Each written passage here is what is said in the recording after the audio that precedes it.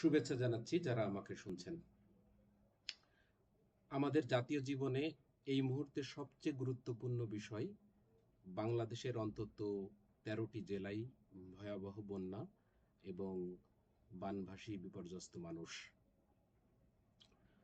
স্বাভাবিকভাবেই বিভিন্ন গণমাধ্যম এবং সামাজিক যোগাযোগ মাধ্যমের সুবাদে আমরা যে তথ্য এবং যে পরিস্থিতির সন্ধান পাচ্ছি, তাতে আমি বিশ্বাস করি যে ভয়াবহতা, যে ক্ষয়ক্ষতি এবং যে সংকট তৈরি হয়েছে, বাস্তবিক অর্থে এই সংকট আরও অনেক বেশি গভীর, আরও অনেক বেশি কঠিন। যেহেতু আমরা আহ, সরাসরি সেই সংকটের মধ্যে নেই, ফলে আমাদের পক্ষে হয়তো পরিপূর্ণভাবে সেই সংকট এবং দুর্যোগকে বোঝা বা ব্যাখ্যা করা সম্ভব নয়। সমাজের বিভিন্ন পক্ষ, আহ, বিশেষ করে বিভিন্ন ব্যক্তি গোষ্ঠী, বিভিন্ন সংগঠন, সরকারি বেসরকারি বিভিন্ন সংশ্লিষ্ট প্রতিষ্ঠান, যারা এই দুর্যোগে বিপন্ন মানুষের পাশে দাঁড়িয়েছেন, যারা সহায়তা করছেন, সহায়তা করবার চেষ্টা করছেন, তাদেরকে আমি আমার সাধুবাদ জানাই, আমি ধন্যবাদ জানাতে চাই। আমরা প্রত্যেকেই হয়তো মানসিকভাবে এই বিপন্ন মানুষের পাশে দাঁড়াতে চাই। কেউ হয়তো অর্থ দিয়ে সহায়তা করছেন, কেউ হয়তো তথ্য দিয়ে সহায়তা করছেন, কেউ হয়তো মানসিকভাবে সৃষ্টিকর্তার কাছে চাইছেন যে এই দুর্যোগ যেন আমরা কাটিয়ে উঠতে পারি, আমরা সকলে মিলেই। ফলে আমি মনে করি যে এই সবগুলোই হচ্ছে আমাদের সফলতা, আমাদের সক্ষমতা। আমরা এরকম একটি জাতীয় দুর্যোগে মানুষের পাশে দাঁড়াবো, এটি খুবই স্বাভাবিক এবং এটি হওয়া উচিত বলে আমি মনে করি। তো আমাদের আজকের যে আলোচনা, অবশ্যই এই বানভাসী বিপন্ন মানুষকে নিয়ে আমাদের আলোচনা, এই পরিস্থিতি নিয়ে আলোচনা। কিন্তু এই আলোচনাটিকে আমরা করতে চাই যে এই যে চলমান পরিস্থিতি বা সংকটকালীন পরিস্থিতি, এইরকম পরিস্থিতিতে আসলে আমাদের সক্ষমতা কতটুকু, আমরা কতটুকু সক্ষম এটিকে কাটিয়ে উঠবার, এটিকে মোকাবেলা করবার। যে কোনো দুর্যোগকালীন সময়ে আসলে ৩টি পর্ব থাকে। অর্থাৎ আমরা বলি যে দুর্যোগ পূর্ববর্তী সময়। আমরা একটু লক্ষ্য করব, আমাদের তথ্যের ভিত্তিতে আমরা একটু লক্ষ্য করব, যেই চলমান বন্যা এবং যে বিপর্যস্ত মানুষ, এই যে বিপন্নতা, এটি কি আসলে আমরা পূর্ব থেকে আসলে আমরা জানতাম কিনা, অর্থাৎ আমরা সেই জানার ব্যাপারে আমরা কতটা সক্ষম ছিলাম, সেটি নিয়ে আমরা একটু আলোচনা করতে চাই। তো আমরা বিভিন্ন গণমাধ্যম এবং সংবাদ মাধ্যমের সুবাদে আমরা জানতে পারছি যে যে আমাদের তথ্য প্রযুক্তির অভূতপূর্ব উন্নয়নের ফলে আমরা যেই পদ্ধতি অবলম্বন করে আমরা যে কোনো দুর্যোগের পূর্বাভাস আমরা জানতে পারি, আহ, সেই সক্ষমতা আমাদের রয়েছে। আমাদের জাতীয়ভাবে আমাদের সংশ্লিষ্ট প্রতিষ্ঠান, বিশেষ করে আবহাওয়া অধিদপ্তরের সেই ধরনের সক্ষমতা রয়েছে। কিন্তু আমরা দেখলাম এই ঘটনায় আবহাওয়া অধিদপ্তর এবং সংশ্লিষ্ট অধিদপ্তর কিন্তু যথাসময়ে আমাদেরকে আসলে অবগত করতে পারেননি। অর্থাৎ তারা আমাদেরকে জানাতে সক্ষম হননি, অথবা যে কোনো কারণেই হোক না কেন আমাদেরকে তারা জানাননি। ফলে আমরা এখানে সক্ষমতার বহিঃপ্রকাশ ঘটাতে পারিনি, আমরা আমাদের সক্ষমতাকে প্রকাশ করতে পারিনি। যদি আমরা এই সক্ষমতাকে প্রকাশ করতে পারতাম, তাহলে হয়তো আমাদের যে ক্ষয়ক্ষতি এবং আমাদের যে পূর্ব প্রস্তুতি এবং যে মানুষের জীবন গিয়েছে, যে পরিমাণ ধন সম্পদ নষ্ট হয়েছে, যে পরিমাণ সংকটে পড়েছেন মানুষ, সেই সংকট থেকে কিছুটা হলেও হয়তো আমাদের কম সংকট তৈরি হতে পারত, আমাদের কম ক্ষয়ক্ষতি হতে পারত, আমরা একটা অন্তত প্রস্তুতি নিতে পারতাম। দ্বিতীয় যেটি হচ্ছে যে আহ, সংকট চলাকালীন যে সময়, সংকট চলাকালীন সময়ে আমাদের যেটি করণীয়, আমি বিশ্বাস করি যে আমাদের দেশের প্রত্যেকটি বিবেকবান মানুষ, নাগরিক সমাজ, সংগঠন, উন্নয়ন সংগঠন, সরকারি বেসরকারি সংশ্লিষ্ট প্রতিষ্ঠান, সরকার, প্রত্যেকেই এই বিষয়টি অত্যন্ত গুরুত্বের সঙ্গে নিয়েছেন এবং তারা তাদের স্ব স্ব অবস্থান থেকে তারা একটা ভূমিকা রাখবার চেষ্টা করছেন। এবং এটি অত্যন্ত আশাবাদের কথা যে আমরা কিছুদিন আগে দেখলাম যে আমাদের একটি ভয়াবহ স্বৈরাচারী শাসন ব্যবস্থার বিরুদ্ধে আমাদের দেশের সকল স্তরের মানুষ, সকল শ্রেণী পেশার মানুষ, সকল ধর্ম বর্ণের মানুষ ঐক্যবদ্ধ হয়ে সেই আন্দোলনটি কিন্তু সফল করেছেন। বিশেষ করে সেখানে তরুণরা একটা বড় ভূমিকা রেখেছেন। আমরা এই সংকটকালীন সময়েও সেই একই ঘটনা দেখতে পাচ্ছি যে বিশেষ করে তরুণরা একটা বড় ভূমিকা রাখছেন। সেখানে কেউ তাদেরকে তথ্য দিয়ে সহায়তা করছেন এবং সারা দেশের মানুষকে তথ্য প্রদান করে উৎসাহিত করবার চেষ্টা করছেন, সংগঠিত করবার চেষ্টা করছেন। কেউ সরাসরি অর্থ দিয়ে সহায়তা করছেন, কেউ পুনরুদ্ধার কাজে সহায়তা করছেন। তো প্রথম ভাগে আলোচনা হচ্ছে দুর্যোগ পূর্বকালীন সময়, অর্থাৎ দুর্যোগ আসার আগে যে ধরনের তথ্য উপাত্ত, যে ধরনের সচেতনতার প্রয়োজন ছিল, সেটি আমরা আসলে কতটা করতে পেরেছি এবং সক্ষমতা কতটা প্রদর্শন করতে পেরেছি, সেটি একটি আলোচনা।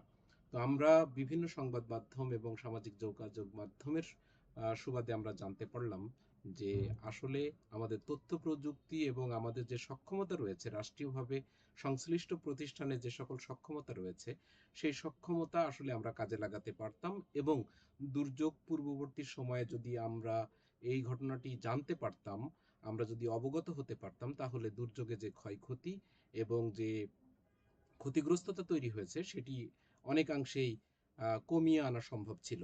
ফলে আমাদের রাষ্ট্রীয়ভাবেই আমাদের এই প্রতিষ্ঠানগুলো তাদের সক্ষমতা প্রকাশ করতে পারেনি। সেটি আমাদের একটি শিক্ষণীয় দিক। এবং দুর্যোগকালীন সময় আমরা দেখতে পাচ্ছি যে বিভিন্ন ব্যক্তি, বিভিন্ন সংগঠন, গোষ্ঠী, প্রতিষ্ঠান, সরকারি সংশ্লিষ্ট বিভিন্ন দপ্তর এবং বিভাগ এটি নিয়ে কাজ করছে এবং সেটি করা উচিত। আমি মনে করি যে প্রত্যেকেই তার অবস্থান থেকে যে যেভাবে পারছেন এই বানভাসী মানুষের, বিপন্ন মানুষের পাশে এসে দাঁড়িয়েছেন। বিশেষ করে কেউ তথ্য প্রদান করছেন, মানুষকে সচেতন করছেন, উদ্বুদ্ধ করছেন, কেউ সরাসরি অর্থ দিয়ে সহায়তা করছেন, কেউ এই বানভাসী মানুষের পাশে যে দাঁড়িয়েছেন তাদের পুনরুদ্ধারের কাজে সহায়তা করছেন, সরাসরি সেখানে হাত লাগিয়েছেন।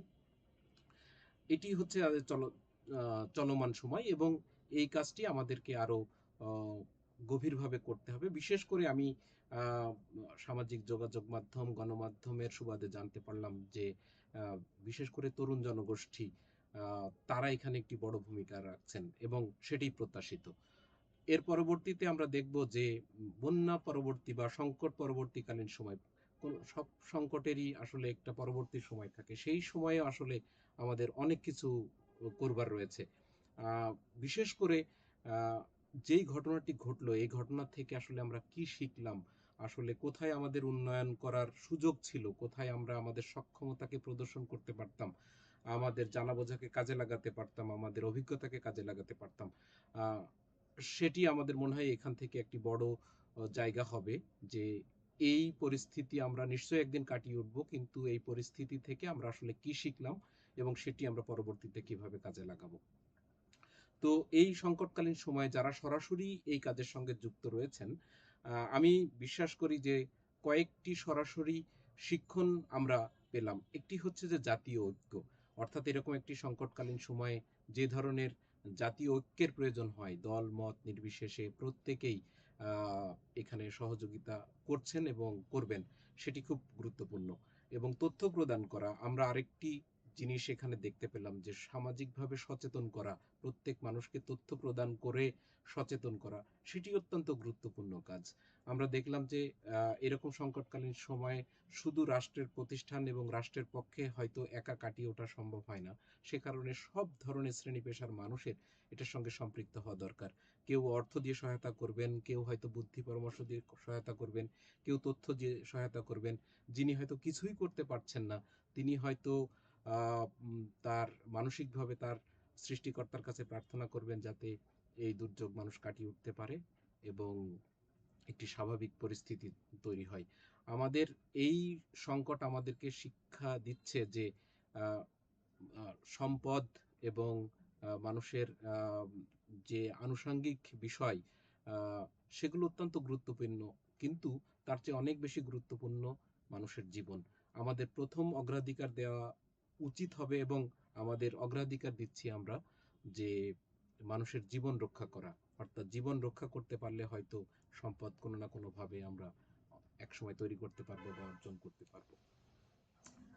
আমরা যেই সক্ষমতাগুলো এখানে প্রদর্শন করতে পারতাম দুর্যোগ পূর্বকালীন সময়, দুর্যোগ চলাকালীন সময় এবং দুর্যোগ পরবর্তী সময়। সেই সক্ষমতাগুলো আসলে আমরা কতটা কাজে লাগাতে পেরেছি বা পারিনি, সেটার কিন্তু একটি বিশ্লেষণের দাবি রাখে। আমরা আশা করি যে দুর্যোগ পরবর্তী সময়ে সেগুলো নিয়ে নিশ্চয়ই বিস্তর আলোচনা হবে, সেগুলো নিয়ে বিস্তর লেখালেখি হবে, সেগুলো নিয়ে আমরা হয়তো গবেষণাও হবে, এবং সেখান থেকেই আমরা আমাদের সেই শিক্ষণগুলোকে কিন্তু আমরা পাবো এবং সেখান থেকে আমরা সিদ্ধান্ত নিতে পারবো পরবর্তীতে এই ধরনের সংকটকালীন সময়ে বা সংকটকালীন পূর্ব মুহূর্তে আসলে আমাদের কি ধরনের করণীয় রয়েছে। তো আমি আশা করি যে আমরা সকলেই বরাবরের মতো আমাদের ঐতিহাসিকভাবে আমরা জাতিগতভাবে আমরা সংকটকালীন সময়ে ঐক্যবদ্ধ ভূমিকা রাখি, আমরা মানুষ মানুষের পাশে এসে দাঁড়াই এবং মানুষ মানুষের সর্বোচ্চ সক্ষমতা দিয়ে আমরা সহায়তা করবার চেষ্টা করি। এই ঘটনার ক্ষেত্রেও নিশ্চয়ই তেমনটিই হচ্ছে এবং সেরকম হবে, আমি সেই প্রত্যাশাই। সকলকে আবারও শুভেচ্ছা জানিয়ে আমি আমার আজকের এই আলোচনা শেষ করছি। আমি মনে করি যে প্রত্যেকেই আমাদের এই বিপন্ন মানুষের পাশে দাঁড়ানো উচিত, মানুষের পাশে থাকা উচিত, তাদেরকে সহযোগিতা করা উচিত। ভালো থাকবেন, নিরাপদে থাকবেন, সকলকে শুভেচ্ছা।